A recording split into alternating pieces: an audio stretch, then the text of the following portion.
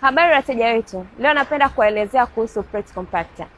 Plate compactor hii ni mashine ambayo inatumika katika kugandamiza udongo, rami, changarawe. Inafanya kazi katika barabara, ujenzi wa barabara, kufanya paving au misingi ya majengo. Mashine hii inatumia engine ya diesel kama tunavyoiona, ambayo ni moja ya engine ambazo zinatengenezwa nchini China kwa ubora wa hali ya juu, ambayo inatumia mafuta vizuri na pia inafanya kazi hata katika mazingira magumu. Kingine, hii mashine ina eccentric block kama unavyoiona. Hii eccentric block ni imara na ni nzito, ambayo inarahisisha kazi za kugandamiza udongo, changarawe au lami kwa urahisi kabisa. Na nyingine, hii mashine ina base plate. Base plate yake, hii sahani ya chini ni nene, ambayo ina 10 mm. Tofauti na plate compactor zingine mtazikuta kule sokoni zina 6 mpaka 8 mm.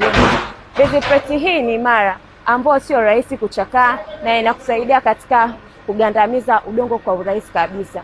Mashine hii utaipata Tianping International Company Limited ili kurahisisha kazi zako za ujenzi. Karibuni sana.